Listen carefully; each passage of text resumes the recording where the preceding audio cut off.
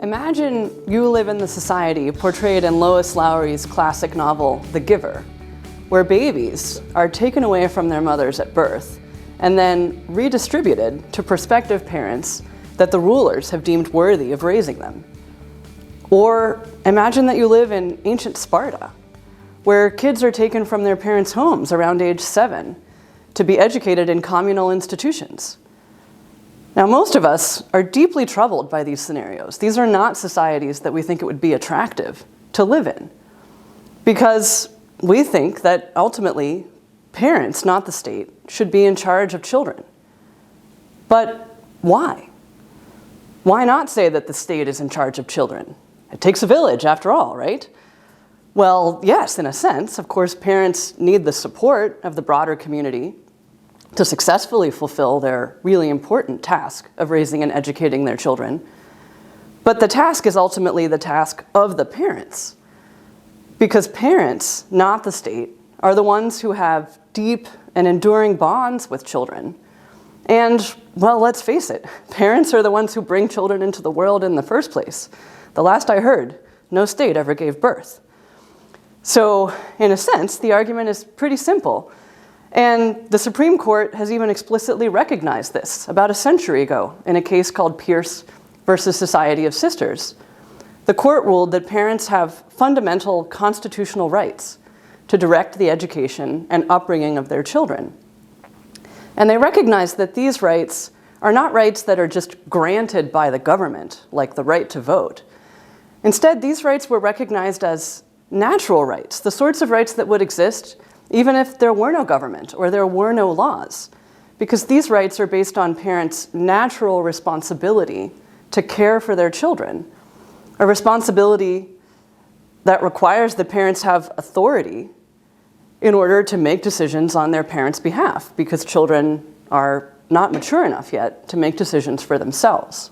Now, Thomas Aquinas has a really powerful metaphor that can help us understand more deeply the nature and basis of parental rights. Aquinas argues that the family is in continuity with a mother's physical womb. Just as children need 9 months in the physical womb of their mothers to be prepared for physical birth, so too do they need to be raised and educated within the spiritual womb of the family, so that they're prepared for birth into the broader society as adults, fully responsible for their own actions. So what this metaphor suggests is that the family, headed by parents, has a natural sphere of authority in order to fulfill its tasks of raising and educating children.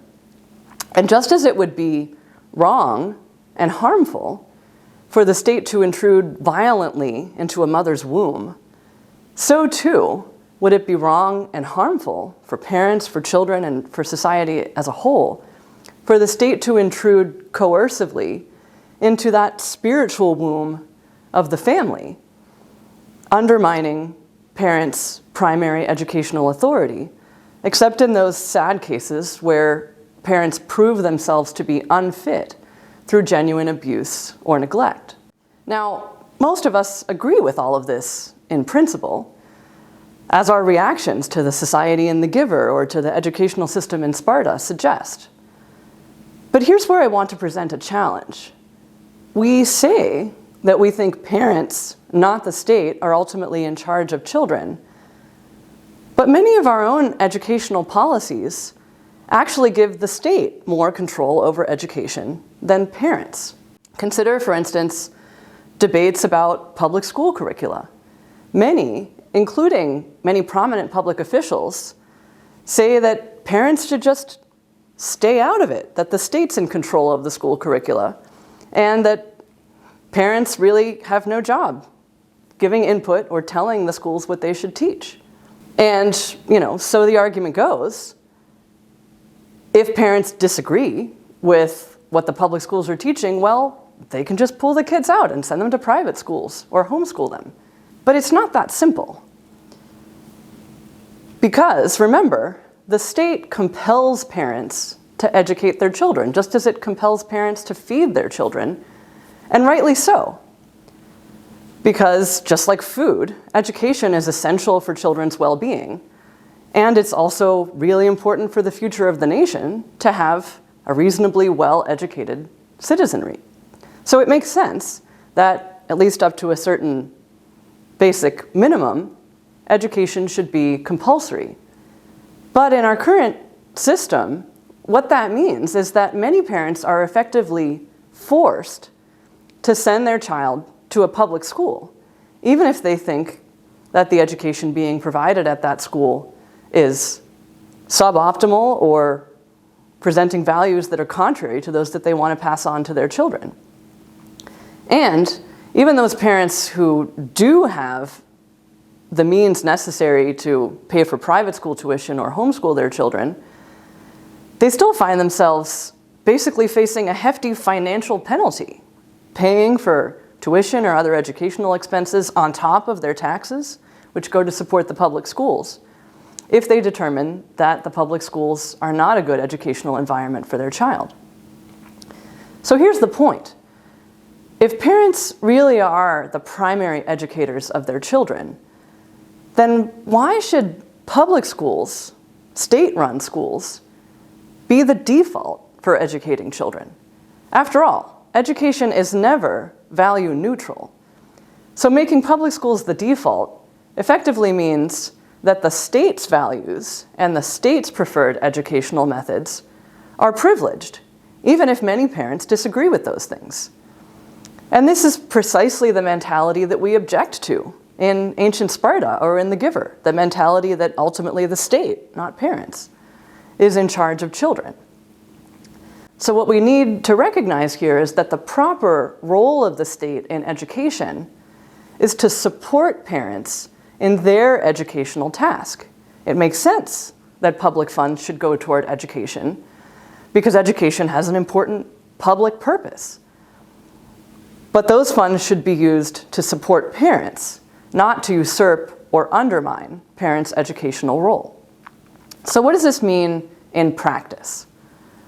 Well, first of all, it means that public schools should be more transparent about their curriculum, and that schools should be responsive to parents if they have concerns or suggestions or objections to the curriculum.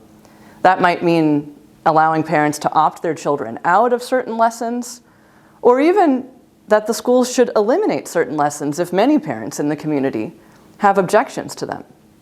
Now, I'm not talking about basic academics here, but primarily about lessons conveying controversial values about sensitive issues, lessons which are very common in the public schools today.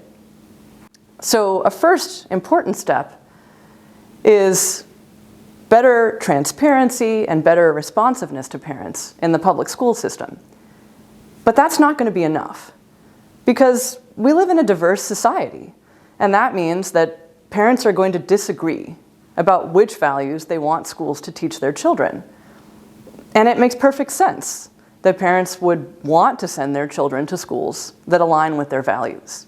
So what we need to do is completely rethink our assumption that public schools, state-run schools, should be the default for educating children. What we need, in other words, is genuine school choice, some kind of program like educational savings accounts in which the government can provide funding to parents that they can then use to decide which is the best school for their children. Now, many people have a knee-jerk reaction against this suggestion. So let me just consider a few of the most common objections to school choice policies.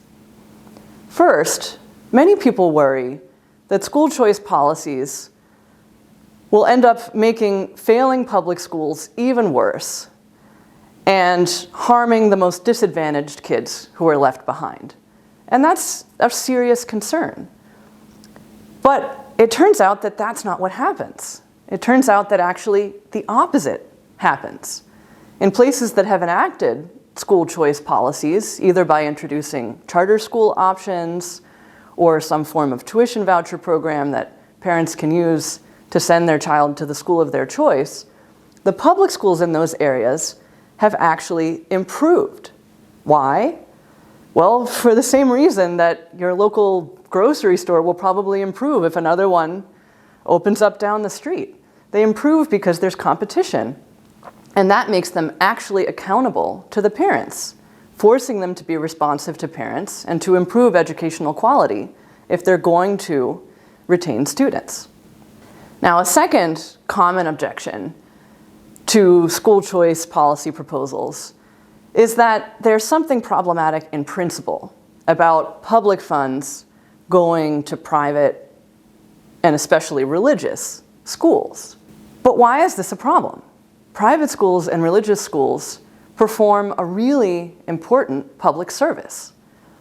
In fact, research shows that these schools often significantly outperform the public schools, not only when it comes to academic achievement among students, but also in terms of passing on civic knowledge and values, and in terms of providing excellent character education, which we know is extremely important for children's long-term success. Research also indicates that in some of our country's most difficult urban neighborhoods, most disadvantaged urban neighborhoods, the presence of a Catholic school in those neighborhoods increases social capital and even reduces violent crime, helping everybody in the community. And by the way, if you want to hear more details about this research or kind of check in on the studies, I would encourage you to read my book or take a look at some of my articles that you can easily find if you Google me. The point is that if private and religious schools are performing an important public service, often performing a better public service than the public schools, then why is it a problem if they indirectly receive public funds through parental choice? So let me just address one last objection, which is that it violates the separation of church and state for public funds to go to support religious schools. Now, the Supreme Court actually already addressed this objection in a 2002 case regarding an Ohio tuition voucher program. The court ruled there that it doesn't violate the Constitution's prohibition on government establishment of religion because this program just gives funds to parents to help them fulfill their educational task by sending their children to the school that they think is best. Whether that happens to be a public school, a private non-religious school, or a religious school, why should it matter? In fact, if you think about it, our current system actually puts religious parents at a unique disadvantage because in our current system, parents have a number of non-religious educational options for their children. They have the public schools and very often public alternatives like charter schools, which are publicly funded. But if religious parents want to send their child to a religious school, there are no options that don't require very significant out-of-pocket expense on top of the taxes that they're already paying. This is arguably very unfair and perhaps even unconstitutional. So what we need is a genuine school choice program that enables all parents to be able to send their children to schools that align with their values.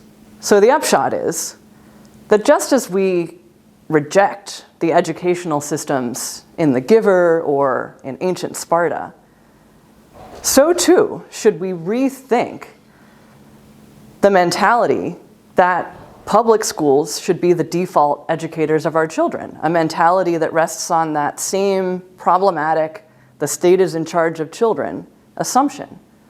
Instead, since we recognize that parents are primarily in charge of children, the real default should be parental choice.